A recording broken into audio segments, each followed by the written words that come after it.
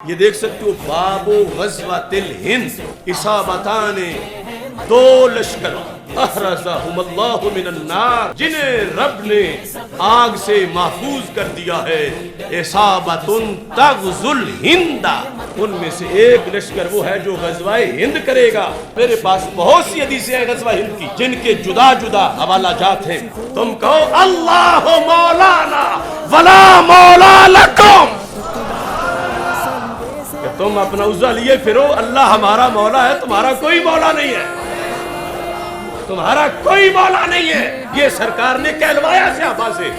کہ یہ جو عزے لیے پھرتے ہیں، آج مودی کو ہم یہ کہیں تو ہمارا حق ہے، کیوں کسی کو درد ہوتا ہے؟ یہ نظریہ قرآن ہے، اس پر تو پاکستان بنا ہے۔ پاکستان کیا ہندو کے لیے بنا ہے؟ نہیں، پاکستان کا مطلب کیا؟ دستور ریاست کیا ہوگا؟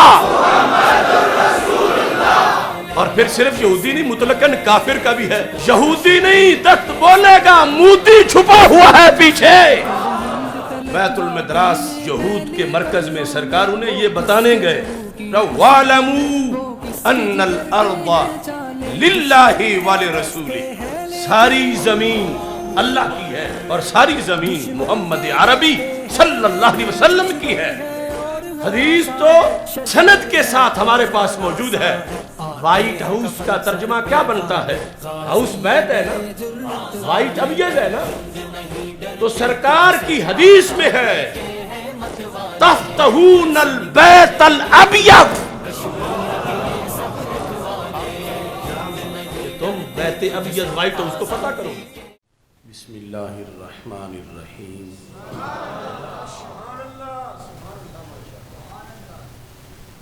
رب اشرح لی صدری ویسر لی امری واحلل عقدۃ من لسانی یفقہوا قولی۔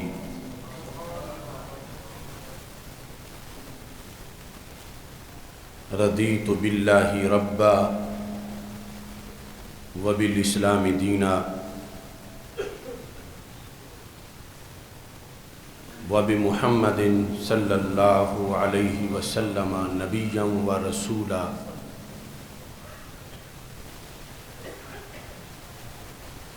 اللہ اکبر،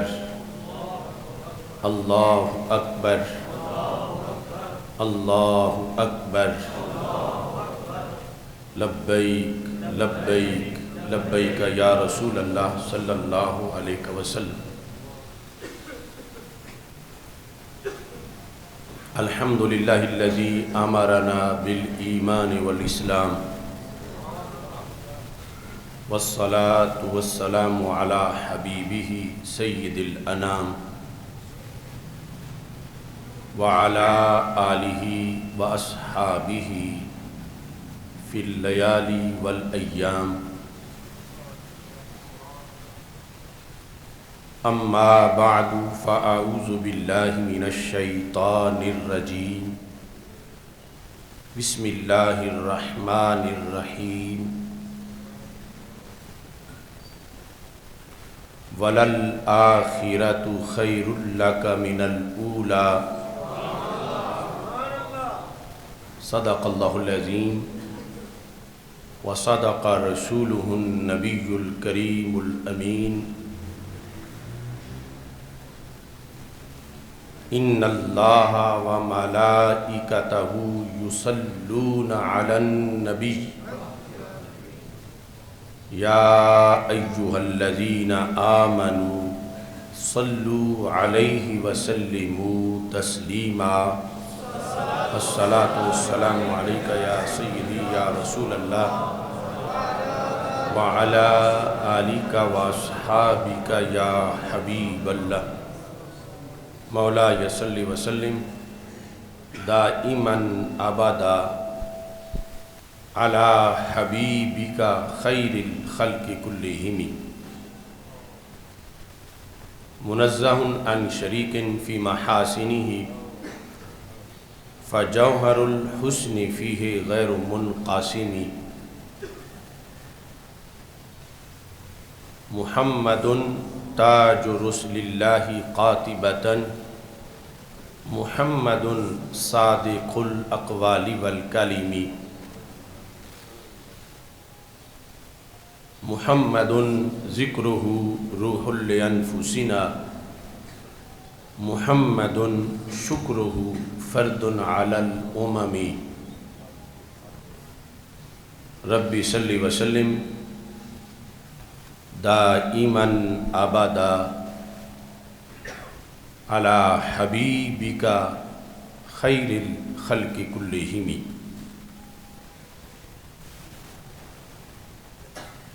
اللہ تبارک و تعالی جل جلالہ وعم نوالہ واتم برہانہ وعظم شانہ وجل ذکرہ وعز اسمہ کی حمد و ثنا اور حضور سرور کائنات مفخر موجودات زینت بزم کائنات دستگیر جہاں غم گسار زماں سید سروراں حامی بے کساں قائد المرسلین خاتم النبیین احمد مجتبی جناب محمد مصطفیٰ صلی اللہ علیہ وآلہ واصحابہ وبارک وسلم کے دربار گہر بار میں ہدیہ درود و سلام عرض کرنے کے بعد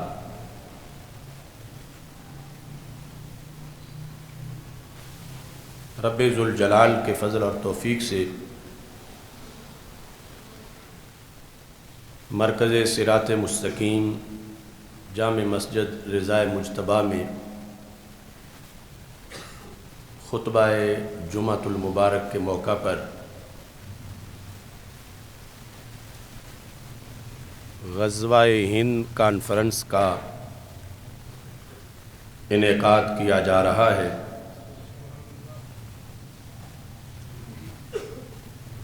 یہ ایک علمی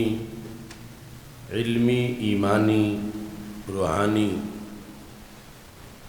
کانفرنس ہے جس میں تاجدار ختم نبوت حضرت محمد مصطفیٰ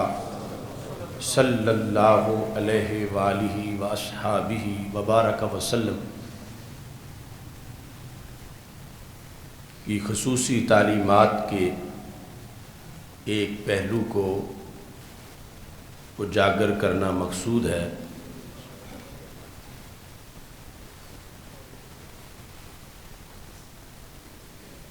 اس موضوع کو شروع کرنے سے پہلے سرزمین ہند کے عظیم ولی عطائے رسول صلی اللہ علیہ وسلم حضرت خواجہ غریب نواز معین الدین چشتی اجمیری قدس سر العزیز کہ عرس مقدس کی مناسبت سے انہیں خراج تحسین پیش کر رہا ہوں کہ بر صغیر میں گلشن توحید کی بہاروں میں سے ایک بہار کا نام حضرت خواجہ غریب نواز ہے۔ پرتھوی راج کا بستر گول کروانے میں انہوں نے بھرپور کردار ادا کیا۔ غزوہ ہند تحریک کے وہ ایک سالار تھے۔ فکر و نظر سے انہوں نے ایوان ہند کے اندر روشنی کی اور فقر غیور اور غیرت مند تصوف کا پرچم انہوں نے بلند کیا اور ٹو نیشن تھیوری، دو قومی نظریہ جو آگے مختلف مراحل سے چلتے چلتے جس نے پاکستان کی شکل اختیار کی، اور جس کی روشنی میں غزوہ ہند کی برکت سے ایک نیا پاکستان ہند کی سرزمین پر معرض وجود میں انشاءاللہ آئے گا۔ حضرت خواجہ غریب نواز قدس سر العزیز کے مرقد پر نور پر رب ذوالجلال کروڑوں رحمت نازل فرمائے، ان کی پر نور خدمات کو رب ذوالجلال مزید برکتیں عطا فرمائے، اور ایسے عظیم اولیاء کرام کے نقش قدم پہ چلتے ہوئے ہمیں بھی بر صغیر پاک و ہند کے ان آفاق کے اندر مزید ان کے فیض سے خوشبوئے اسلام تقسیم کرنے کی توفیق عطا فرمائے۔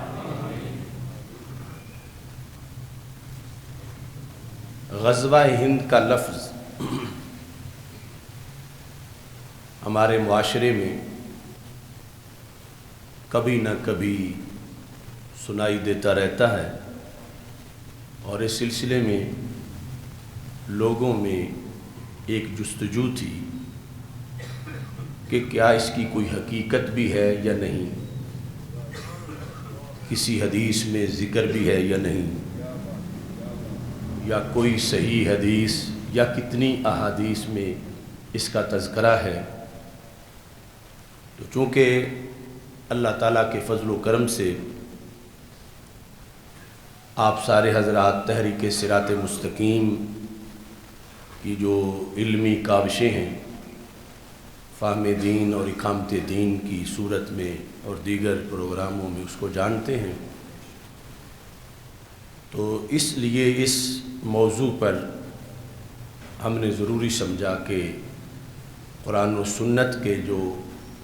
احکام ہیں انہیں پیش کیا جائے، اور یہ تمام اہل اسلام کے سمجھنے والا موضوع ہے،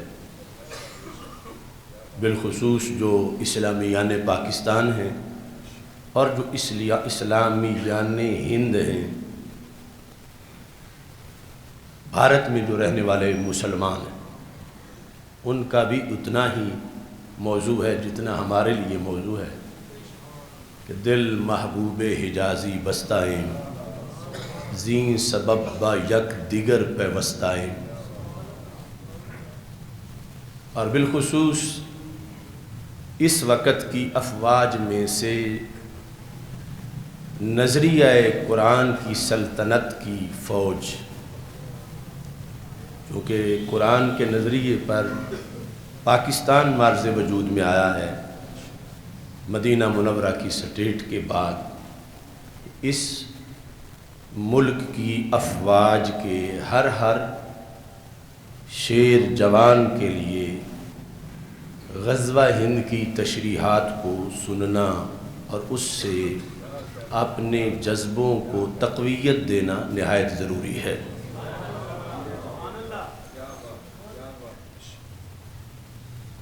چونکہ کسی پروگرام کے انتظامات ایک جدا موضوع ہے، تو ویسے تو چاہیے تھا کہ مینار پاکستان پر ہم غزوہ ہند کانفرنس کا انعقاد کر کے یہ سارے حوالے پیش کرتے اور ٹائم بھی لمبا ہوتا، لیکن کچھ نہ کچھ تو اس سلسلے میں ہمارے آج کے اس پرنور پروگرام کے ذریعے انشاءاللہ حقائق سامنے آئیں گے، اور باقی پھر اللہ تعالیٰ کو منظور ہوا تو کسی بہت بڑی گراؤنڈ کے اندر پھر غزوہ ہند کانفرنس کا انعقاد کیا جائے گا۔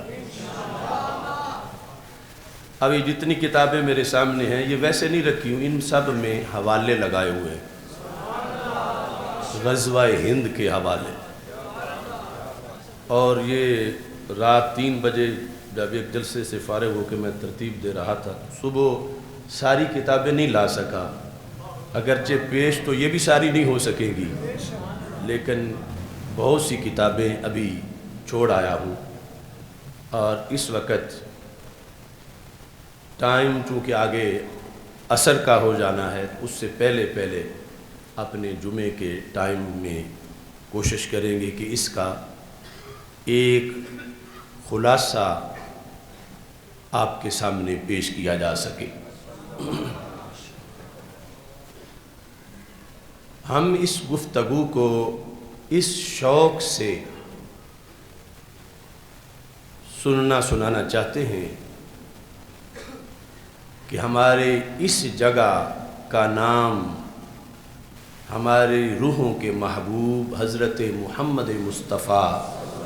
صلی اللہ علیہ وسلم کی زبان پہ آیا، اور آپ نے ادھر دھیان فرمایا، نظر کرم فرمائی، اور نظر کرم فرما کے بشارتیں عطا فرمائیں۔ قرآن مجید برہان رشید کی جو آیت کریمہ میں نے آپ کے سامنے پڑھی ہے، وَلَلْآخِرَةُ خَيْرٌ لَكَ مِنَ الْأُولَى، محققین نے اسی آیت میں غزوہ ہند کو بھی شمار کیا ہے کہ اے محبوب صلی اللہ علیہ وسلم، ہر بعد والی گھڑی اللہ تجھے پہلے سے بھی زیادہ عروج عطا فرمائے گا، اور وہ عروج مسلسل جاری رہے گا، اور اسی عروج میں وَلَسَوْفَ يُعْطِيكَ رَبُّكَ فَتَرْضَى، کہ رب ذوالجلال جو کچھ آپ کو دیتا جائے گا دیتا جائے گا دیتا جائے گا، اور آپ راضی، مزید جو پہلے ہی راضی ہے ہوتے جائیں گے۔ تو ان تحفوں میں ایک تحفہ سرزمین ہند پوری کی پوری کہ اس چپے چپے پر اسلام کا جھنڈا لہرا جائے گا۔ ہمارے آقا صلی اللہ علیہ وسلم تاجدار ختم نبوت صلی اللہ علیہ وسلم کے لحاظ سے جو آپ کی تقریریں ہیں، اور میں وہ کہتا رہتا ہوں 10,000، لیکن اب وہ مزید سامنے آئیں کہ 10,000 سے بھی زائد تقریریں مستقبل کے لحاظ سے جو ہمارے آقا صلی اللہ علیہ وسلم نے فرمائیں، اور ان میں ایک موضوع ہند کا ہے، اور یہ بھی ہماری ہی خوش قسمتی ہے کہ ہم ایسا عقیدہ رکھتے ہیں کہ جس سے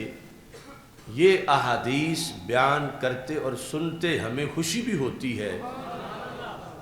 ہم وہ نہیں کہ کہیں انہیں تو کل کی خبر نہیں تھی معاذ اللہ، جو کہتے یہ ہوں اور پھر غزوہ ہند کے لحاظ سے کوئی سرکار سے ثابت کرنا چاہیں تو ان کا مسلک انکار کرتا ہے کہ جنہیں کل کی خبر نہ ہو وہ پھر 15ویں صدی کے غزوات کی خبر کس طرح کی دیں، یا قیامت تک کے لیے جو یہ ہند عرب سے دور علاقے پر ان کی نظر کیسے پہنچے۔ لیکن ہم وہ ہیں کہ سر عرش پہ ہے تیری گزر، دل فرش پہ ہے تیری نظر، ملکوت و ملک میں کوئی شے نہیں میرے آقا جو تجھ پہ عیاں نہیں۔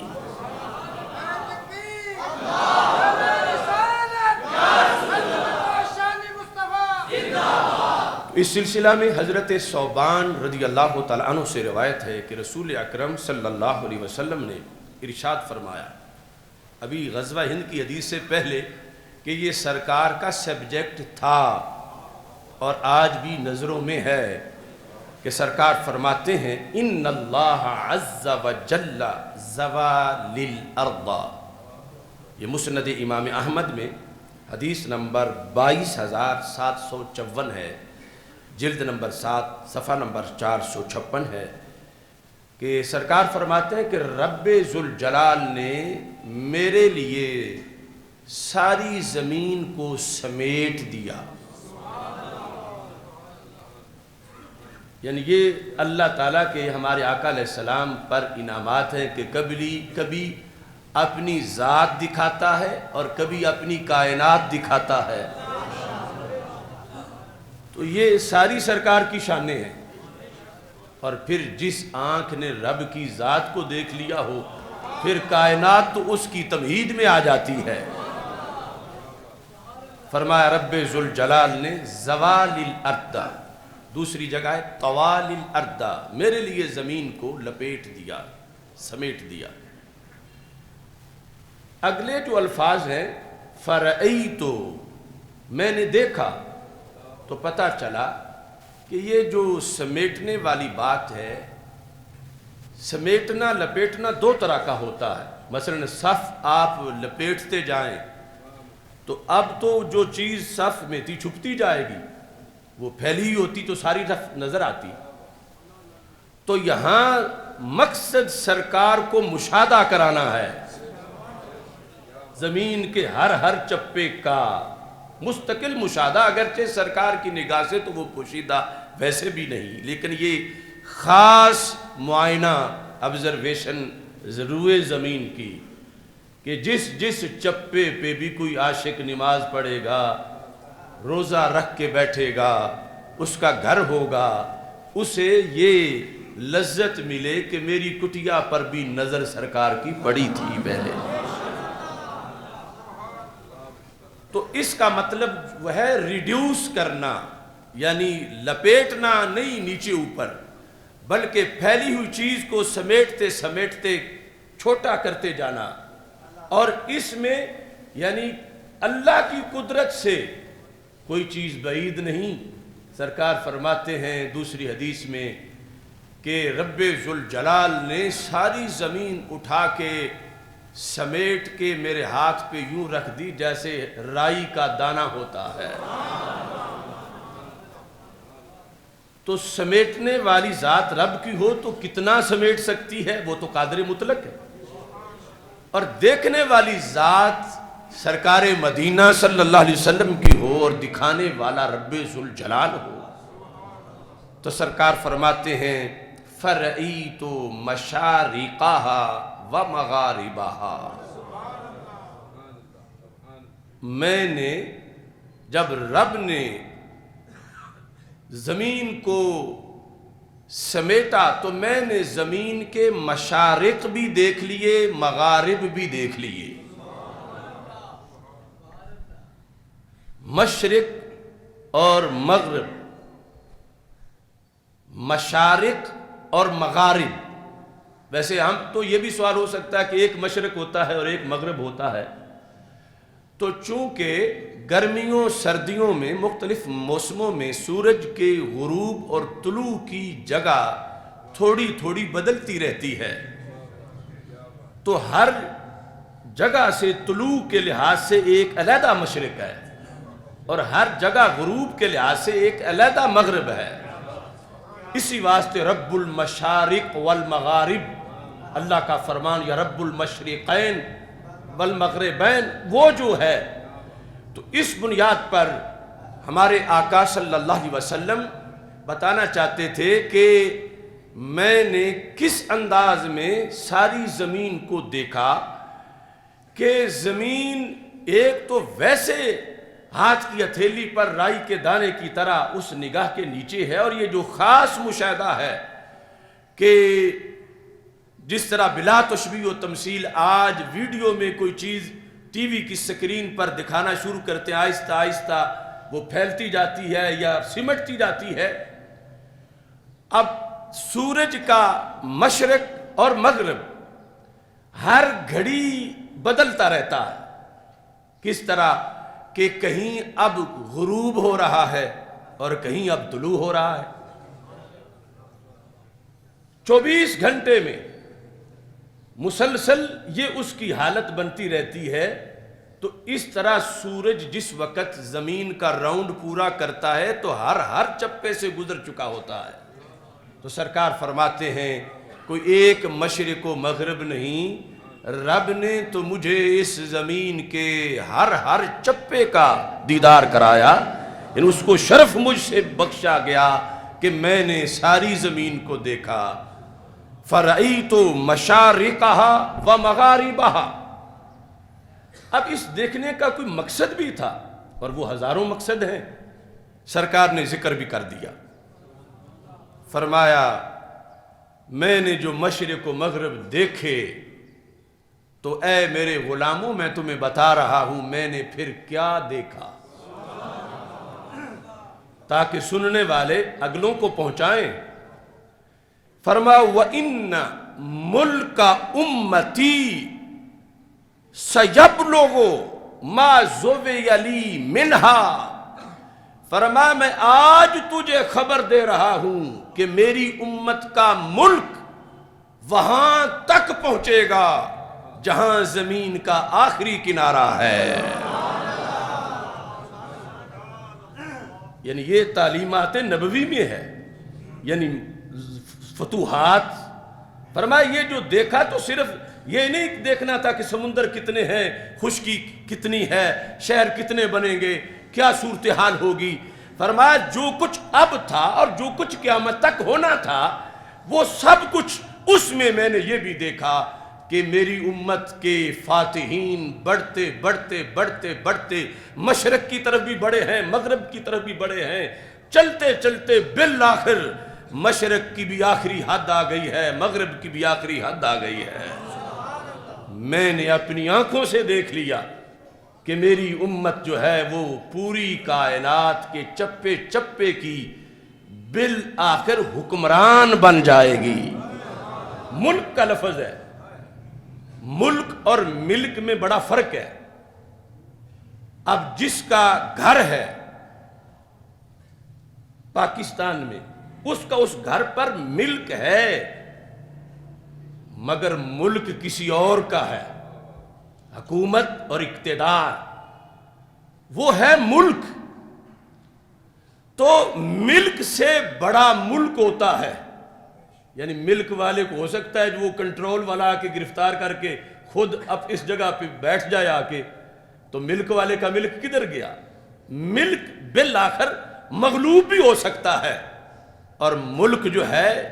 یہ غالب ہوتا ہے۔ ملک تو فرمایا صرف ملک کی بات نہیں، میری امت کا ملک پوری روئے زمین پر،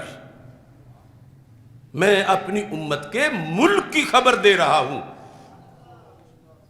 اور یہ رسول اکرم صلی اللہ علیہ وسلم کی بندہ نوازی ہے۔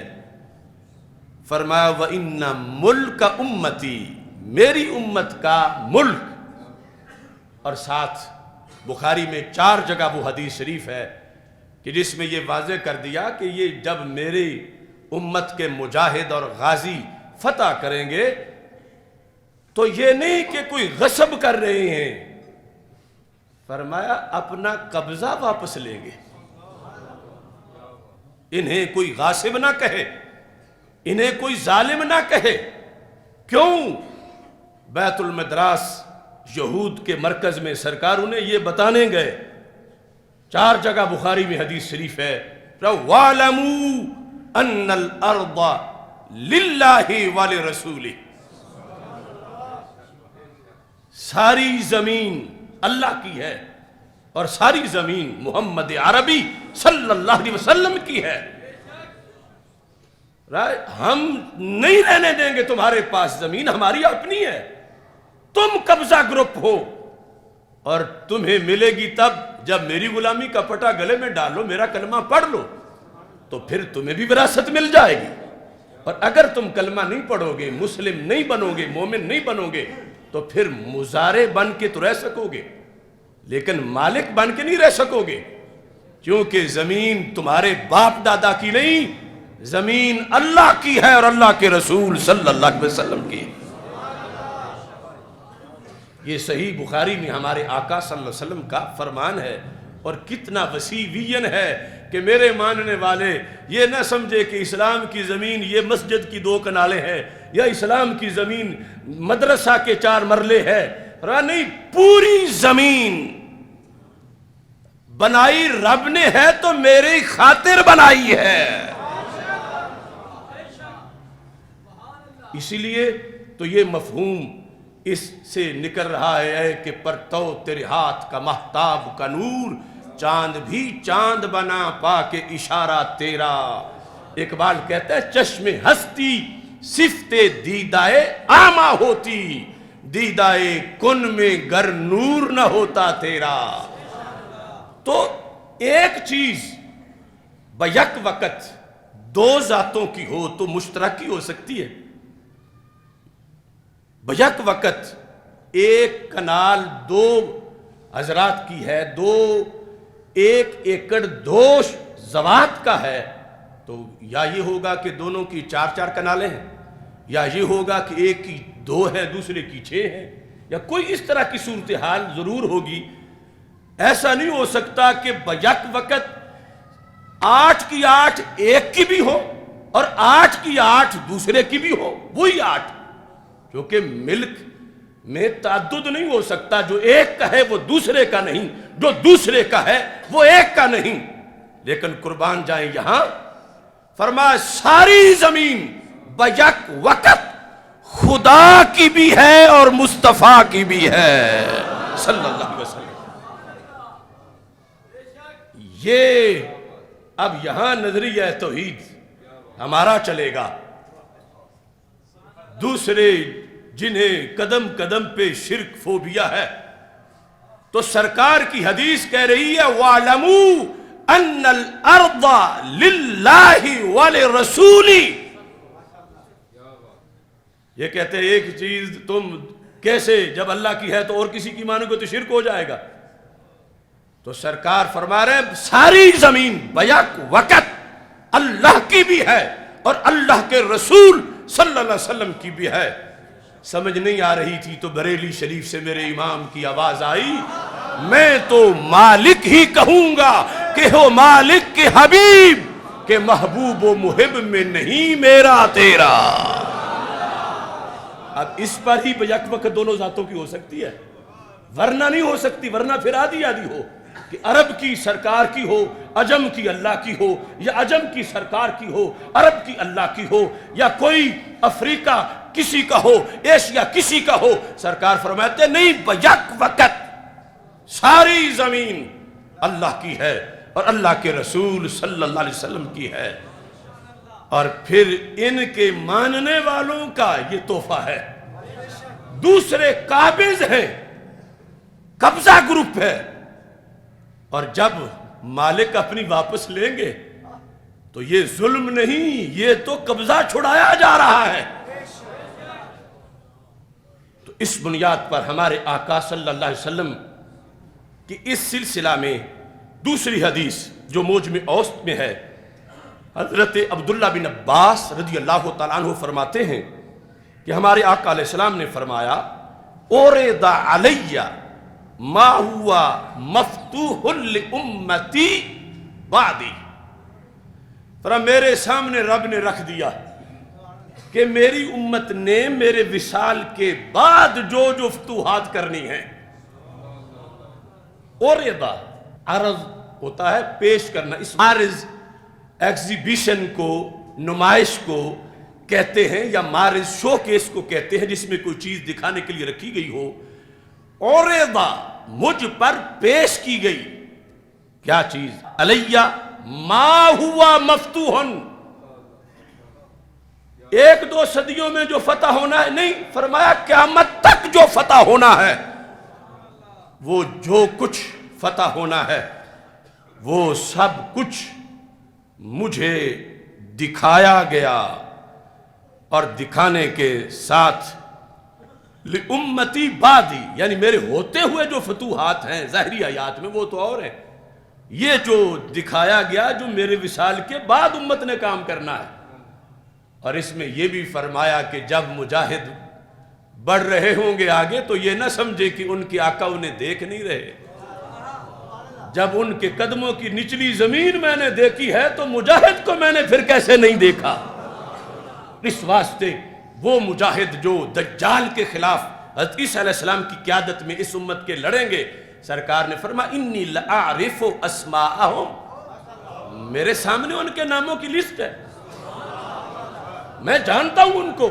اب دیکھو اس میں یہ جذبہ جب آئے گا مجاہد میں کہ صرف GHQ میں میرا ریکارڈ نہیں,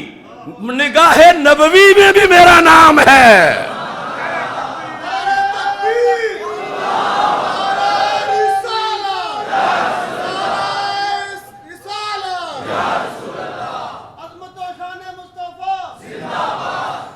لأعرف اسماءہم، یعنی یہ آخری فوج اسلام کی، اس کے لحاظ سے میں صرف اختصار سے کہ جب اس کا جانتے ہیں تو پہلے تو سب جانتے ہیں، فرمایا میں لأعرف، میں پہچانتا ہوں، میں صرف جانتا نہیں میں پہچانتا بھی ہوں، انی لأعرف اسماءہم، ان کے نام، واسماء آبائہم، ان کے باپ دادا کے نام، ان کی پوری فیملی میں ہر مجاہد کی جانتا ہوں۔ تو اس باپ کے لیے کتنا اعزاز ہے کہ جس کے بیٹے کی وجہ سے وہ بھی نگاہ نبوت کے نیچے ہے، اور وہ بھی سرکار اس کا نام بھی جانتے ہیں، اس کے باپ کا نام بھی جانتے ہیں، آبا کا ذکر کیا، اور پھر فرمایا صرف یہی نہیں، وَأَلْوَانَ خُجُولِهِمْ، جن گھوڑوں پہ بیٹھ کر یا جن ٹینکوں پہ بیٹھ کر وہ آگے بڑھیں گے میں ان کے رنگ بھی جانتا ہوں۔ الوان لون کی جمع ہے، الوان خیولہم، خیل کی جمع خیول ہے، کیونکہ گھوڑا جہاد کے لیے قیامت تک کام دے گا، اس واسطے بطور خاص سرکار نے اس کا ذکر کیا۔ جتنی بھی ترقی ہو جائے گی گھوڑا پھر بھی اعلیٰ جہاد ہے، پہاڑوں میں، صحراؤں میں، دریاؤں کے کناروں پر، سہلوں پہ پہرا دینے کے لیے، فرمایا میں تو اتنا سامنے رکھے ہوئے ہوں، امت کہیں یہ نہ سمجھے کہ وہ چلے گئے اور ہمارے سر پہ اب کون ہے، فرمایا میں تو سب کے نام جانتا ہوں۔ اور بخاری میں حدیث ہے، فرمایا قیامت تک میری امت کا ہر عمل میرے سامنے ہوگا، ہر عمل میں، فرمایا یہ بھی، اس میں اگر نام لیتے ایک ایک عمل کا تو پھر تو لاکھوں جلد کی ایک کتاب ہوتی۔ تو سرکار نے حتیٰ کہہ کر فرمایا حتی القضاۃ یخرج الرجل من المسجد، یہاں تک کہ ایک چھوٹا سا تنکا مسجد کی صفائی کی غرض سے جو اٹھا کے بہر پھینکتا ہے میں وہ بھی دیکھ لیتا ہوں۔ تو جو مسجد سے تنکا اٹھانے والے کو دیکھتے ہیں تو قبضہ گروپ کے قابضین کو اٹھا کے جو بہر پھینکیں گے کیا ان کو نہیں دیکھ رہے؟ فرمایا میرے سامنے ہر چیز ہوگی، میں دیکھوں گا، حیاتی خیر لکم ووفاتی خیر لکم، موجب اوس میں اس میں واضح فرما دیا، جب بھی میں تمہارا کوئی اچھا کام دیکھوں گا حمدت اللہ، میں کہوں گا الحمدللہ میرے غلام کس انداز میں آگے بڑھ رہے ہیں، اور اگر کوئی غلطی دیکھوں گا استغفر لکم، میں تمہارے لیے بخشش کی دعا کر دوں گا۔ اب اس حدیث کو پیش کرتے ہوئے نبی اکرم نور مجسم شفیع معظم صلی اللہ علیہ وسلم نے ارشاد فرمایا کہ جب میرے سامنے فتوحات پیش کی گئیں فسرانی، مجھے بڑی خوشی ہوئی، فسرانی یعنی ایک خوشی یہ ہے کہ میری امت میں ایک بچہ قرآن کا حافظ ہو گیا ہے اور وہ تلاوت کر رہا ہے، سرکار خوش ہیں کہ میری امت بڑی ذہین لائق امت ہے کہ گلی گلی میں حافظ ہیں۔ اور یہاں اس بات پر فرمایا جب میں نے مجاہدوں کو بڑھتے دیکھا اور میں نے فتوحات کو دیکھا فسرنی، مجھے یہ بات بہت اچھی لگی۔ بخاری شریف میں جب سرکار کیلولہ فرما رہے تھے ام حرام بنت ملحان کے گھر دوپہر کے وقت تو بیدار ہوئے، صحیح بخاری میں ہے، تو مسکرا رہے تھے۔ حضرت ام حرام جو آپ کی رضائی خالہ تھی پوچھا کہ یہاں اور تو کوئی بندہ ہے نہیں، تو مسکراہٹ کی وجہ مجھے نظر نہیں آ رہی، تو کس لیے مسکراہٹ ہے؟ یہ بخاری کے 7-8 مقامات پر یہ حدیث ہے۔ فرمایا ام حرام تم گھر کے اندر دیکھ رہی ہو تو میں تو پوری کائنات دیکھ رہا ہوں، تم صرف یہ دیکھ رہی ہو، آج میں کل بھی دیکھ رہا ہوں۔ فَنَاسٌ مِّنْ أُمَّتِي رَكِبُوا سَبَ جَهَازَ الْبَحْرِ غُزَاةً فِي سَبِيلِ اللَّهِ، میں نے دیکھا ہے کہ میرے غلام بحری جنگ کرنے کے لیے سمندر کی پشت پہ سوار ہو گئے اور جا کے وہ نکلے ہیں، اللہ نے انہیں فتح دی ہے، وہ تخت پہ بیٹھ کے مسکرا رہے تھے، میں انہیں دیکھ دیکھ کے مسکرا رہا تھا۔ اگرچہ اس جنگ کے لحاظ سے آگے الفاظ سے تعین قبرص کی فتح کا ہے، لیکن ایسے بھی دلائل ہیں کہ ایک دستہ بحری جنگ کا جو چلا جدہ سے اور پہنچا ہند میں، تو سرکار دو عالم صلی اللہ علیہ وسلم نے اس ابتدائی فتح پر بھی میں نے ان کو تخت پہ بیٹھے دیکھا ہے، لہٰذا وہ مسکرا رہے تھے تو ان کے مسکراہٹ پر میں بھی مسکرا رہا ہوں۔ اب یہ جس وقت سرکار نے فرمایا، موجم اوسط میں یہ حدیث ہے، حوالہ جات آپ کو دکھاتے جاؤں، اس کے اندر نبی اکرم نور مجسم شفیع معظم صلی اللہ علیہ وسلم کے یہ الفاظ موجم اوسط میں واضح طور پر موجود ہیں۔ یہ جو آیت کریمہ ہے وَلَلْآخِرَةُ خَيْرٌ لَكَ مِنَ الْأُولَى، جس کی یہ والی تفسیر شاید آپ پہلی باری سن رہے ہوں، اور میں شاید آپ کے لحاظ سے تو کہتا ہوں، لیکن آپ کے لحاظ سے بالیقین کہتا ہوں کہ میں نے پہلی باری پڑھی ہے۔ یہ موجم اوسط جلد نمبر 1 صفحہ نمبر 173 حدیث نمبر 572، اورد علی ما ہوا مفتوح لامتی بعدی، یعنی بطور خاص جو جھگڑا ہے کہ اس وقت جانتے تھے، بعد کا کوئی نہیں جانتے، سرکار نے فرمایا نہیں، جو بعد میں فتوحات ہونی ہے میں اس کی بات کر رہا ہوں۔ فسرنی، جب مجھے دیکھ کے خوشی ہوئی، فانزل اللہ تعالی وَلَلْآخِرَةُ خَيْرٌ لَكَ مِنَ الْأُولَى۔ یہ فتوحات دیکھ کے جب میں خوش ہوا جو قیامت تک ہونی ہے، تو اللہ نے اس وقت یہ آیت نازل کر دی کہ میرے محبوب، یہ ہر بعد والا زمانہ تمہارے عروج کا زمانہ ہے، تمہاری امت کے لحاظ سے بالآخر اتار چڑھاؤ تو ہوتا رہے گا، لیکن امت کے لحاظ سے نبی اکرم نور مجسم شفیع معظم صلی اللہ علیہ وسلم ارشاد فرماتے ہیں، یہ صورتحال رب ذوالجلال نے بیان کی، اور اسی کے ساتھ اگلی آیت کا بھی نزول ہوا، وَلَسَوْفَ يُعْطِيكَ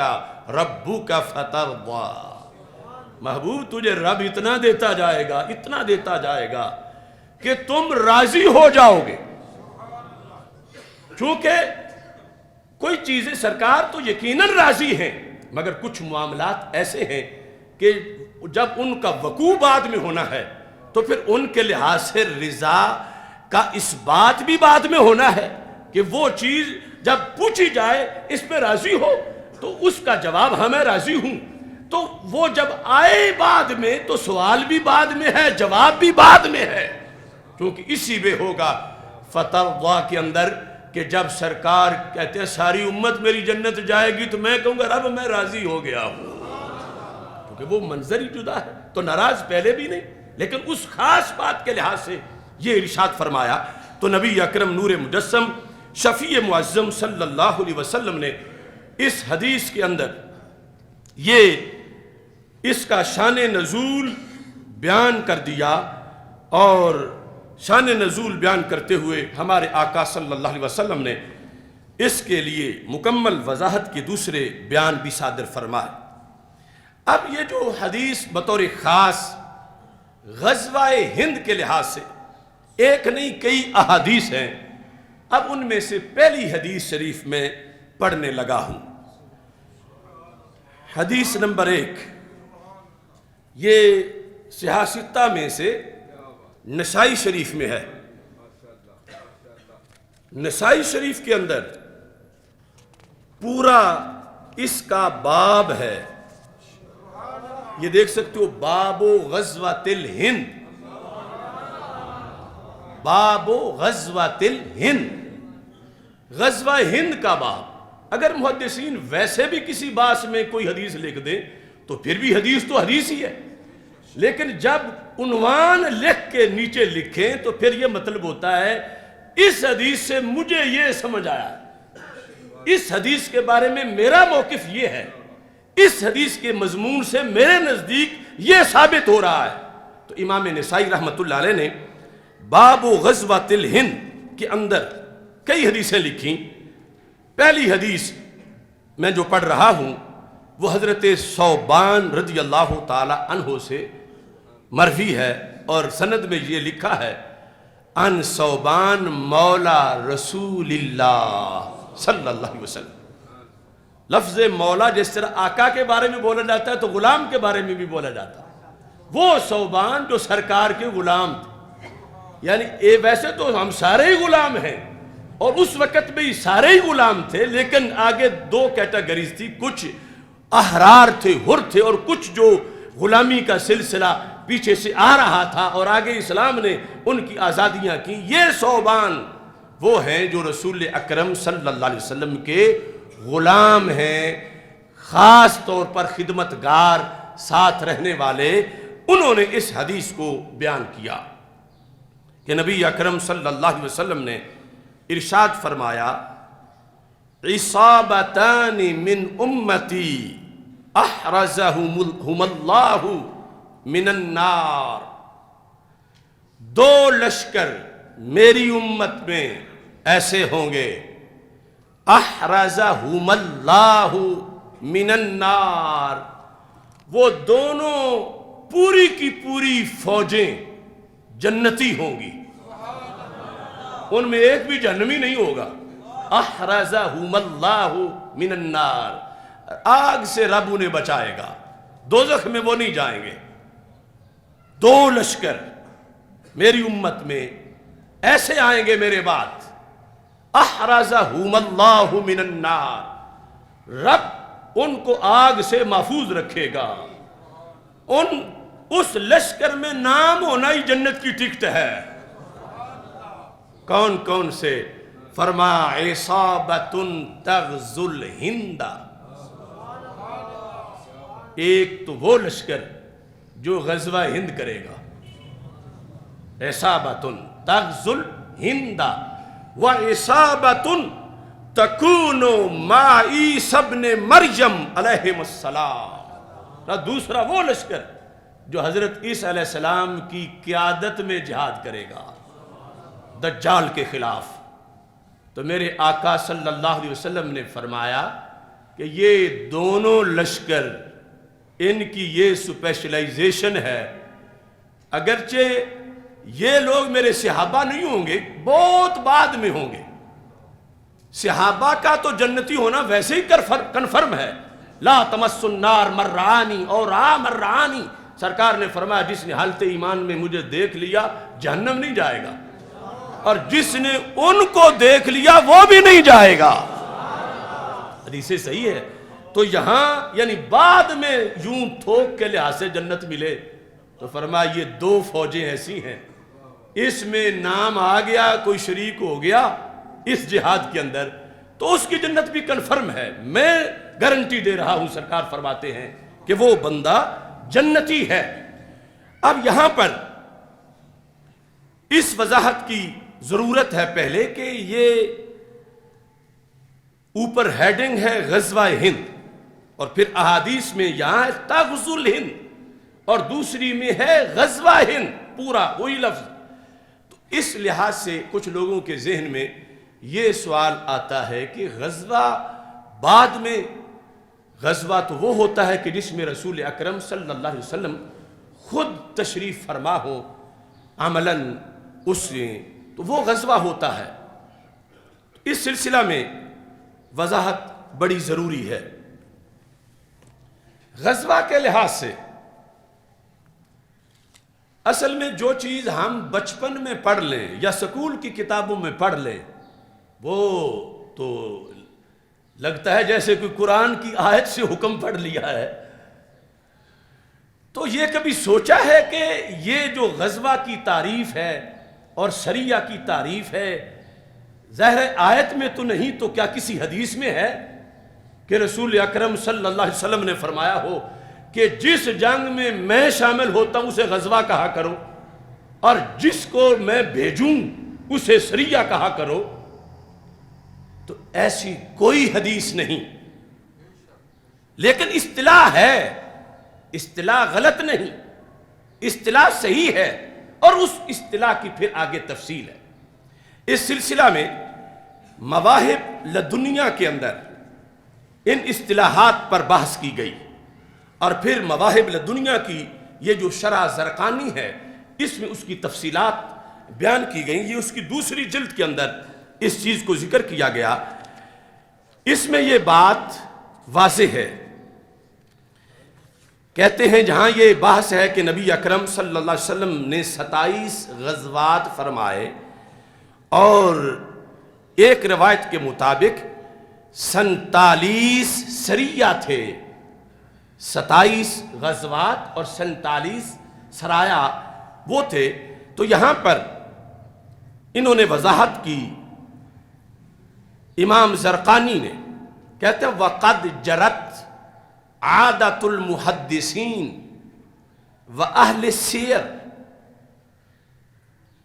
کہ یہ محدثین نے اپنی طرف سے یہ بات رائج کی، اور سیرت نگاروں نے، قَدْ جَرَتْ عَادَةُ الْمُحَدِّثِينَ وَأَهْلِ السِّيَرِ وَاسْتِلَاحَاتُهُمْ غَالِبًا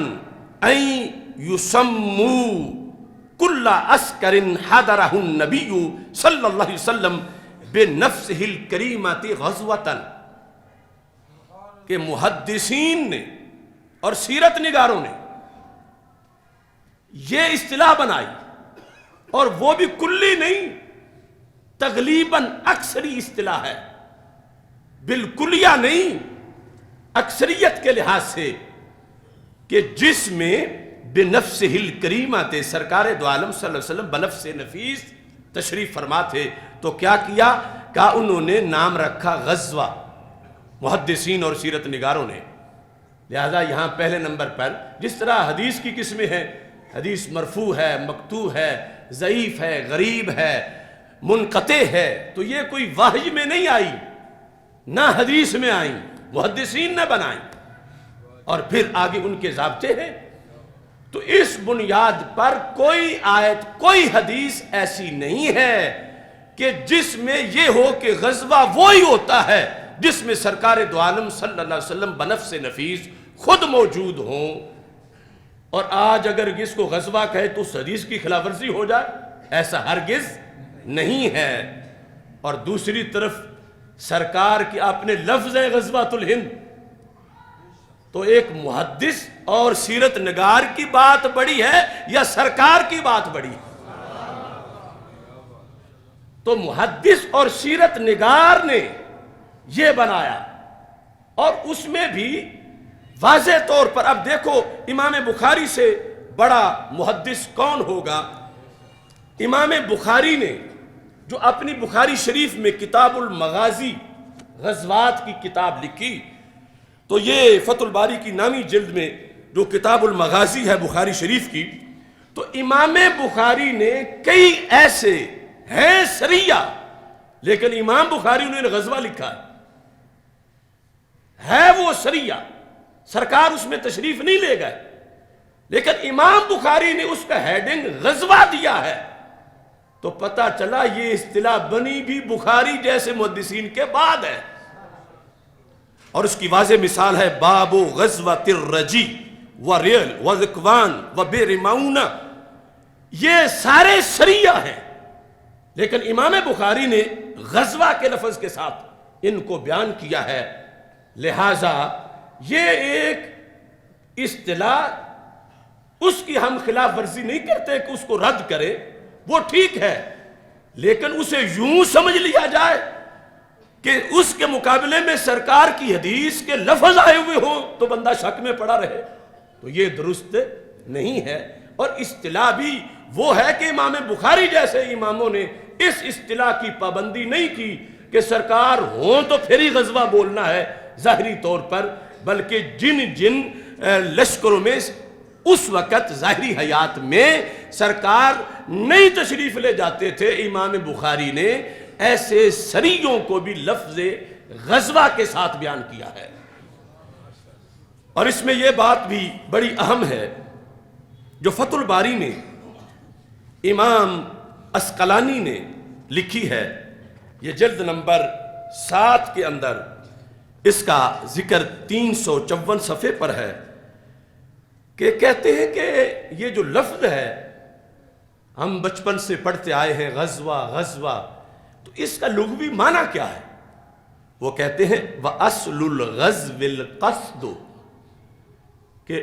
لغوی معنی غزوے کا ہے ارادہ کرنا، قصد کرنا، یہ لغوی معنی ہے۔ اور پھر آگے استعمال ہوا کہ لڑائی کے لیے کسی جگہ جانے کا ارادہ کرنا، اسلام کی سربلندی کے لیے۔ اور پہلے تو یہ بھی تھا، خود احادیث میں ہے کہ کافر لڑنے آئے تو اسے بھی غضب سے تعبیر کیا گیا۔ اور پھر ہمارے عرف میں چلتے چلتے کہ مسلمان مجاہد نکلے اس قصد سے کہ ہم نے کفر کے خلاف لڑنا ہے، قتال کرنا ہے، تو اس پر غزوہ کا اطلاق کیا گیا۔ اور اس میں اس اصطلاح کا بھی جس طرح کے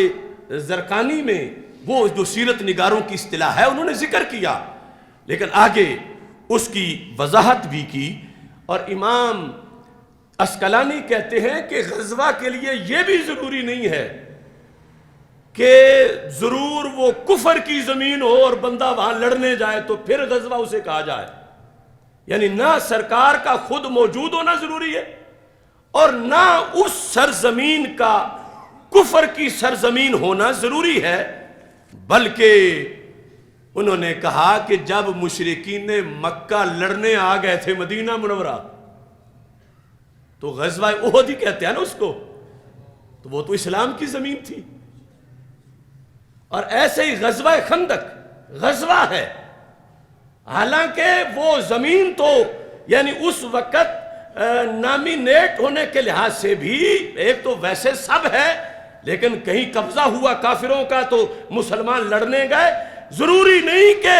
غزوہ تب بنے کہ زمین کفر کی ہو تو پھر جنگ ہو جا کے اسے غزوہ کہا جائے۔ امام عسقلانی نے کہا دیکھو غزوہ احد بھی کہتے ہیں، غزوہ خندق بھی کہتے ہیں، حالانکہ وہ زمین کفر کی نہیں تھی، لیکن پھر بھی وہاں جو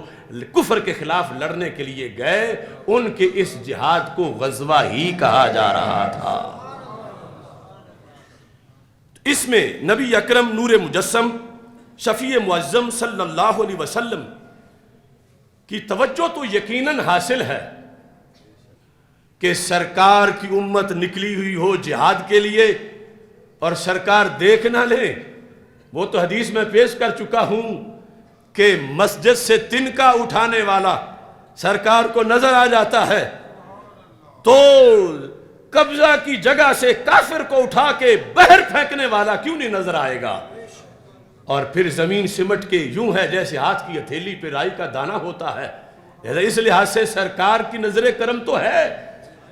وہ جہت جو غزوہ ہونے والی ہے، لیکن اصطلاحی طور پر جو محدثین اور حقائق تھے اس کے پیش نظر یعنی غزوۃ الہند کو غزوۃ الہند کہنا، اس میں 100 میں سے 1% بھی کوئی حرج نہیں، بلکہ سرکار کے فرمان کے مطابق کہنا چاہیے۔ جب سرکار نے کہہ دیا اور حدیث صحیح میں آ گیا تو اس کے بعد پھر کسی کو شک کی کوئی گنجائش نہیں ہے۔ اور اس کے ساتھ سریہ کے لحاظ سے محدثین نے ایک دوسری اصطلاح بھی لکھی کہ اس میں کہ سریہ کس کو کہتے ہیں، ساتھ انہوں نے لکھا کہ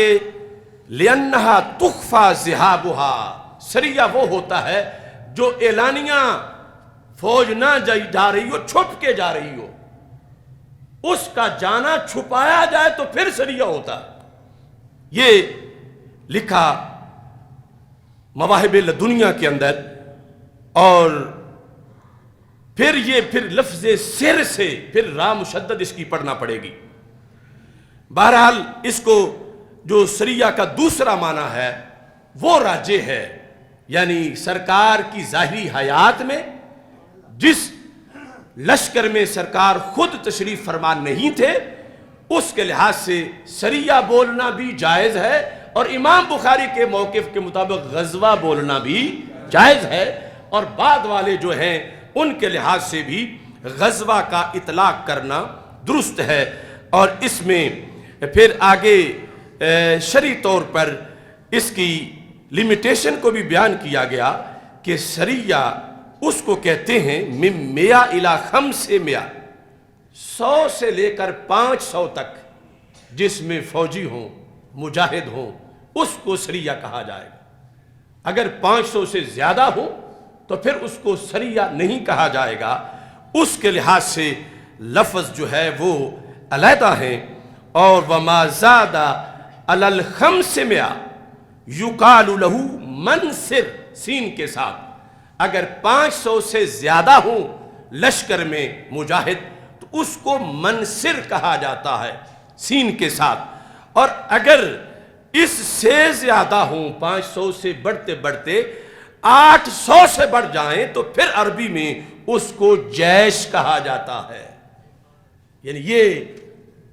علیحدہ علیحدہ نام ہے، ویسے تو مطلقاً جیش کا لفظ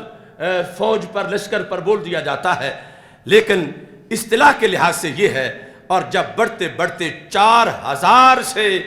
لشکر بڑھ جائے تو پھر 4000 والے لشکر کو جحفل کہا جاتا ہے ہا کے ساتھ، اور جو اس سے بھی بڑا ہو پھر اس کو خمیس کہا جاتا ہے سین کے ساتھ۔ تو یہ عربی زبان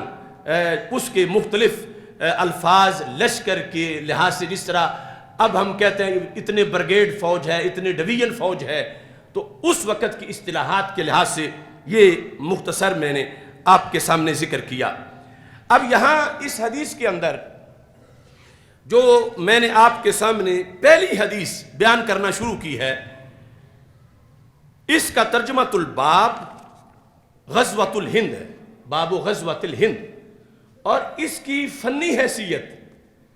کہ حدیث کا درجہ کیا ہے، کس درجے کی حدیث ہے، تو درجے کے لحاظ سے یہ حدیث حدیث صحیح ہے۔ یعنی اس کی جو سند لکھی ہے نا امام نسائی نے، اخبرنی محمد بن عبداللہ بن عبد الرحیم قال حدثنا اسد بن موسیٰ قال حدثنا بقیہ قال حدثني ابو بکر الزبیدی عن اخیہ محمد بن الولید عن لقمان بن عامر عن عبد العال بن عدی البحرانی عن ثوبان مولا رسول اللہ صلی اللہ علیہ وسلم۔ تو اس ساری سند میں کوئی ایک بندہ بھی کمزور نہیں ہے۔ اس واسطے دوسری طرف سے یہ ناصر الدین البانی بھی میں پیش کر رہا ہوں، چونکہ ہمارا ان لوگوں سے بھی تو حساب کرنا ہے جو کہتے ہیں کل کی خبر نہیں ہے۔ تو جس حدیث میں سرکار نے ان دو لشکروں کی، اور پھر وہ لشکر کہ جس نے حضرت عیسیٰ علیہ السلام کے ساتھ مل کر جہاد کرنا ہے، اس حدیث کے بارے میں ناصر الدین البانی، جس کو علماء نجد نے حدیث کی سندوں کے لحاظ سے اپنا امام مانا ہے، اس نے اپنی کتاب سلسلۃ الاحادیث الصحیحہ کہ ساری حدیث جو صحیح اس کے نزدیک ہیں وہ لکھی، تو اس میں 4 جلد کے اندر اس نے اس کے اندر یہ حدیث بھی لکھی، 4 جلد کے اندر حدیث نمبر 1934 صفحہ نمبر 570 پہ یہ حدیث لکھی ہے، اصابتان من امتی احرزہم اللہ من النار اصابت تغزو الہند، فرمایا 2 لشکر میری امت کے جنتی ہیں، ایک وہ جو غزوہ ہند کرے گا، اور دوسرا وہ جو حضرت عیسیٰ علیہ السلام کی قیادت میں جہاد کرے گا۔ اس کو لکھ کر اس نے کہا کہ یہ حدیث بالکل صحیح حدیث ہے، اور اس کے اندر کسی طرح کسی راوی میں کوئی شک نہیں ہے۔ اسی وجہ سے اس حدیث کے جو حوالہ جات میرے پاس اس وقت موجود ہیں، ان میں امام بخاری کا بھی حوالہ ہے غزوہ ہند والی اس حدیث کا، لیکن وہ جو امام بخاری کی تاریخ کی کتاب ہے جس کو التاریخ الکبیر کہا جاتا ہے، التاریخ الکبیر، یہ اس کی 6 جلد ہے۔ امام بخاری جیسا مورخ 6 جلد تاریخ کبیر کی، اس کے اندر امام بخاری جو ہے انہوں نے 83 صفحے پر اس کا ذکر کیا ہے، اس حدیث کا، کہ جس میں نبی اکرم نور مجسم شفیع معظم صلی اللہ علیہ وسلم نے یہ ذکر کیا، اصابتان دو لشکر احرزہم اللہ من النار، جنہیں رب نے آگ سے محفوظ کر دیا ہے، اصابت تغزو الہند، ان میں سے ایک لشکر وہ ہے جو غزوہ ہند کرے گا، دوسرا جو حضرت عیسیٰ علیہ السلام کی قیادت میں لڑے گا۔ تو امام بخاری کی تاریخ کبیر کی 6 جلد میں یہ 72 صفحے پر حدیث نمبر 1747 ہے، کہ جس میں واضح طور پر، اب جب حدیث کی سند صحیح ہو تو اس کا مطلب یہ ہوتا ہے کہ اتنی کتی ہے جتنی سرکار کے سامنے بیٹھ کے سننے والوں نے مانی تھی، کہ اب شک کرنا جائز نہیں۔ اور صرف اس کے یہ چند حوالے نہیں، بلکہ اس کے لحاظ سے آپ دیکھیں کہ کتب حدیث کے اندر یہ مسند امام احمد ہے، مسند امام احمد جلد نمبر 7 صفحہ نمبر اس جلد کا 457، حدیث نمبر 22759، ان ثوبان مولا رسول اللہ صلی اللہ علیہ وسلم ان النبی صلی اللہ علیہ وسلم قال اصابتان من امتی احرزہم اللہ من النار اصابت تغزو الہند۔ تو یہ 7ویں جلد جو ہے مسند امام احمد کی، اس کے اندر یہ حدیث جو میں پہلی ابھی غزوہ ہند کی پیش کر رہا ہوں، اور میرے پاس بہت سی حدیثیں ہیں غزوہ ہند کی جن کے جدا جدا حوالہ جات ہیں، تو یہ امام احمد بن حنبل نے اس کو روایت کیا۔ یہ الدر المنصور فی تفسیر الماسور، امام سیوطی جو ہیں انہوں نے جلد نمبر 2 جو تفسیر در منصور کی ہے، اس کے اندر اس کو صفحہ نمبر 743 پر ذکر کیا، اور وہی حضرت ثوبان رسول اکرم صلی اللہ علیہ وسلم سے روایت کرتے ہیں، اصابتان من امتی احرزہم اللہ من النار، سرکار نے فرمایا میری امت کے 2 لشکر جنہیں رب نے آگ سے آزاد کر دیا ہے، ان میں سے پہلا اصابت تغزو الہند و اصابت تکون مع عیسی ابن مریم، فرمایا ایک وہ لشکر جو غزوہ ہند کرے گا، اور دوسرا وہ لشکر کہ جو حضرت عیسیٰ علیہ السلام کی قیادت میں دجال کے خلاف جہاد کرے گا۔ ایسے ہی کنز العمال میں اس حدیث کو جلد نمبر 14 میں ذکر کیا گیا، جلد نمبر 14 کنز العمال، یہ امام علاء الدین الہندی انہوں نے جو کتاب لکھی تھی 1000 احادیث کا مجموعہ 970 ہجری کے اندر، اس کتاب میں بھی اس حدیث کا تذکرہ موجود ہے، نمبر ہے حدیث کا 38345، اور یہ جلد نمبر 14 ہے، صفحہ نمبر 333 ہے، کہ جس کے اندر یہ الفاظ ہیں اصابتان من امتی احرزہم اللہ من النار، یہ 2 گروہ میری امت کے 2 لشکر جنہیں رب نے جنت کنفرم جن کی کر دی ہے، ان میں سے ایک وہ ہے جو غزوہ ہند کریں گے۔ یعنی یہ خوشخبری، اور یہ اس لیے تھا رسول اکرم صلی اللہ علیہ وسلم کی طرف سے کہ اس وقت میں ظاہری حیات میں موجود نہیں ہوں گا، تو مجاہدوں کا جذبہ بڑھے اور انہیں اس سلسلے میں پتہ ہو کہ یہ کوئی فضول کام نہیں ہے۔ اس کے لیے رسول اکرم صلی اللہ علیہ وسلم نے اپنا لاہ عمل ارشاد فرمایا ہے، اور اس کے لحاظ سے پھر اس کے دلائل بھی ارشاد فرمائے ہیں۔ سیر اعلام النبلاء امام ذہبی انہوں نے بھی اس حدیث کو ذکر کیا۔ اس کے علاوہ الفتن جو امام نعیم بن حماد المروزی، اور یہ بھی پرانے ائمہ میں سے ہیں، یعنی تاریخ کے لحاظ سے ان کی تاریخ وفات ہے 229 ہجری، تو انہوں نے اس وقت الفتن کتاب لکھی کہ رسول اکرم صلی اللہ علیہ وسلم کی وہ حدیثیں جن میں جنگوں کا ذکر ہو یا مختلف فتنوں کا ذکر ہو، وہ اس میں اکٹھی کی، تو اس کے اندر انہوں نے بھی پورا باب لکھا. یہ ذکر ہے غزوۃ الہند، یعنی پورا باب ہے الفتن جو امام مروزی کی ہے، اور اس باب میں 290 صفحے پر اس باب میں حدیث نمبر 1149 اور اس کے اندر جو یہ لفظ ہیں اصابتان والے، وہ حدیث شریف بھی انہوں نے ذکر کی. اصابتان من امتی، میری امت کے وہ لشکر جو کہ جہاد کریں گے. اس کے ساتھ جو اب آخری عہد میں یہ جو اس وقت ملاحم آخری الزمان عند المسلمین و اہل الکتاب،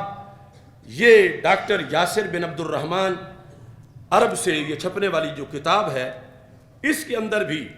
ذکر کرتے کرتے انہوں نے اس چیز کو ذکر کیا. اصابتان من امتی، یہ صفحہ نمبر 282 پر اس کا تذکرہ موجود ہے. اب جس وقت رسول اکرم صلی اللہ علیہ وسلم نے یہ ارشاد فرمایا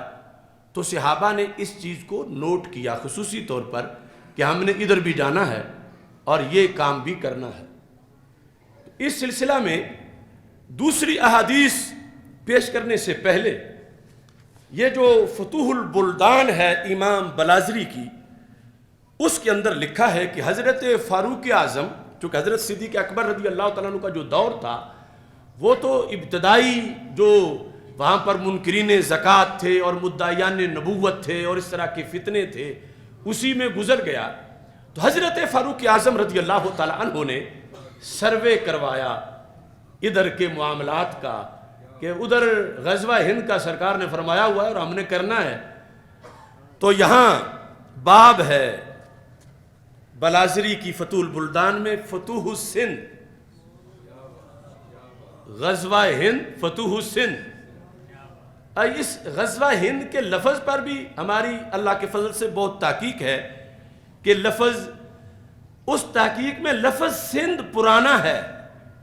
ہند اس کے بعد استعمال ہوا کہ جب سنسکرت والے اور ادھر فارسی والے وہ سین کو اس لہجے میں پڑھ رہے تھے جس طرح ہا ہوتی ہے، تو سندھ کو پھر ہند پڑھا گیا. یعنی سندھ لفظ جو تھا اصل تھا، اس کے بعد اس کو ہند کے پروننسیشن کے ساتھ ادا کیا جانے لگا، اور پھر اس کے آگے جو مراحل ہیں وہ بھی سارے حوالہ جات ہمارے پاس موجود ہیں. بہرحال یہاں یہ صورتحال ہے کہ حضرت فاروق اعظم رضی اللہ تعالی عنہ نے لشکر بھیجا تھا بحرین اور عمان میں 15 ہجری کو. تو اس میں حضرت عمر رضی اللہ تعالی عنہ نے ادھر بھیجا تھا حضرت عثمان بن ابی العاص ثقفی کو اور ان کے بھائی حکم کو. جس وقت وہاں سے فتوحات کا سلسلہ مکمل ہوا، فلما راجع الجیش کتب الی عمر، حضرت عمر رضی اللہ تعالیٰ عنہ کو لکھا کہ یہ علاقے تو ہم نے فتح کر لیے، اب آگے کیا حکم ہے. فکتب الیہ عمر، تو حضرت عمر رضی اللہ تعالیٰ عنہ نے جوابی خط میں لکھا کہ تم مجھے جانے سے پہلے یہ جو طریقہ تھا کہ سروے کر کے بتاؤ ہند کی سرزمین کا اور اس کے رستوں کا، اور یہ جو بحری رستہ ہے اس کے لحاظ سے مجھے تم خبر دو. اور اس میں آگے دیبل تک کا ذکر موجود ہے، اور یہاں لکھا ہے کہ جو رپورٹ پہنچی وہ ایک دوسری غزوہ یعنی بحری جنگ کے لحاظ سے، یہ ذہبی نے سیر اعلام نبلاء میں لکھا ہے کہ بتایا گیا کہ یہ جو سمندر ہے اتنا بڑا سمندر ہے کہ اگر موجوں پہ آیا ہوا ہو تو پھر کشتیاں ڈوب جاتی ہیں، اور اگر ٹھہرا ہوا ہو تو اس کی اتنی ہیبت طاری ہوتی ہے بندہ پاگل ہو جاتا ہے. تو حضرت عمر رضی اللہ تعالیٰ عنہ نے کہا میرے نزدیک ایک فوجی کی جان ساری سلطنت سے زیادہ قیمتی ہے، تو ابھی میں نہیں بھیجوں گا، ہم اپنی بحری قوت مزید مضبوط کریں گے تو پھر بحری جنگ ہم کریں گے. اب اگلا مرحلہ جو حضرت عثمان غنی رضی اللہ تعالیٰ عنہ کا تھا، تو آپ نے جو حضرت عبداللہ بن عامر بن قریظ کو عراق کی طرف بھیجا، یہ رستہ جو عراق سے ایران اور آگے بلوچستان، اس کی لحاظ سے حضرت عثمان غنی رضی اللہ تعالیٰ عنہ نے حکم دیا عبداللہ بن عامر بن قریظ کو ان یوجہ الی صغار الہند، کہ کسی بندے کو آپ ہندوستان کی سرحدوں کی طرف بھیجو۔ حضرت عثمان غنی رضی اللہ تعالیٰ عنہ نے حکم دیا، اور جو پورا سروے کر کے آئے کہ وہاں کیا حالات ہیں، جنگ لڑیں گے تو کیسے لڑیں گے، جو اس نقطہ نظر سے معلومات ضروری تھیں، تو حضرت عبداللہ بن عامر رضی اللہ تعالیٰ عنہ نے اس کام کے لیے حکیم بن جبلہ عبدی کو بھیجا۔ تو حکیم بن جبلہ عبدی یہ بر صغیر کا سروے کر کے واپس پہنچے حضرت عثمان غنی رضی اللہ تعالیٰ عنہ کے زمانے میں، اور جب واپس پہنچے تو انہوں نے جا کر حال بیان کیا، پانی کیسا ہے یہ بیان کیا، پھل کیسے ہیں، اور چور ڈاکو کس انداز کے ہیں، یعنی ساری چیزیں علاقے کی دیکھنی ہوتی ہیں کہ سارا لشکر بھیجنا ہے، لوٹی نہ جائیں، یہ سارا تبصرہ وہ تفصیلاً علیحدہ کسی موضوع میں بیان کریں گے۔ تو ساتھ یہ خلاصہ دیا انہوں نے، کہنے لگے ان قل الجیش فیہا ضاعوا وان کسروا جاعوا، امیر المومنین زیادہ لشکر اگر بھیجیں گے تو بھوکا مر جائے گا، اور اگر تھوڑا بھیجیں گے تو ضائع ہو جائے گا، یعنی دشت تو دشت رہے دریا بھی نہ چھوڑے ہم نے، بحر ظلمات میں دوڑا دیے گھوڑے ہم نے۔ اس کے ساتھ یہ سروے بھی تھا کہ آگے جا کے جینا بھی ہے، رہنا بھی ہے، تو پہلے معلوم تو سارا کر لیں۔ تو اس بنیاد پر سروے کروایا جا رہا تھا، یعنی اس جہاد کے ساتھ یہ حکمتیں اور یہ سارا، اس میں حضرت عثمان غنی رضی اللہ تعالیٰ عنہ نے جب یہ لفظ سنے کہ کہہ رہے ہیں کہ صورتحال ایسی ہے کہ اگر ان قل الجیش فیہا ضاعوا، یہ جو لفظ ضائع بولتے ہیں نا، وہ اصل میں ضاعوا، ضائع ہو جائے گا لشکر، کچھ فتح بھی نہیں ہوگا، بندے بھی وہیں رہ جائیں گے، لشکر زیادہ چاہیے وہاں کے لیے۔ وَإِن كَسَرُوا جَاعُوا، یہ جو بھوک ہے، پھر اتنے ہمارے پاس سورسز نہیں کہ اتنا ہم بندوبست کر سکیں، پھر وہ بھوک کی وجہ سے ان کا نقصان ہو جائے گا۔ تو اس بنیاد پر حضرت عثمان غنی رضی اللہ تعالی عنہ نے بھی یہ فیصلہ معطل کر دیا۔ آگے بلازری کی روایت کے مطابق پہلا لشکر جو ہند کی طرف آیا وہ مولا علی کے حکم پہ آیا رضی اللہ تعالیٰ، اور دوسرا جو آیا وہ حضرت امیر معاویہ کے حکم پہ آیا رضی اللہ تعالیٰ عنہ، باقاعدہ اس کا 44 ہجری لکھا ہوا ہے۔ تو یہ ابھی ایک حدیث جو پہلی تھی اس کے لحاظ سے چند امور آپ کے سامنے ذکر کیے، اور اب اس سے اندازہ لگائیں کہ ہمارے محبوب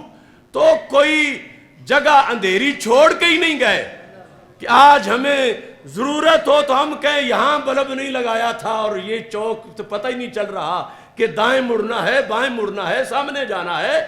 سرکار کو رب نے علم ہی اتنا دیا تھا کہ میرے آقا صلی اللہ علیہ وسلم نے ہر گلی، ہر چپے اور ہر گھڑی کے لیے امت کو جو چاہیے تھا سرکار عطا فرما کے گئے ہیں۔ پڑھنا تو ہم نے پھر اپنی حیثیت کے ساتھ ہے، سننا یا اس سے سبق لینا یا اس کی روشنی میں آگے بڑھنا وہ تو ہمارا اپنا معاملہ ہے، لیکن سرکار یہ فرما کے گئے ہیں، یہ احادیث بھی سند صحیح سے ہیں، فرمایا کہ اس کے ساتھ وہ موضوع بھی ملتا ہے، اس میں یہود کا ذکر ہے، فرمایا یقاتلکم الیہود، تم سے یہودی لڑائی کریں گے، فتسلطون علیہم، تم ان پہ مسلط ہو جاؤ گے، تمہیں فتح ملے گی۔ حدیث تو سند کے ساتھ ہمارے پاس موجود ہے، سرکار نے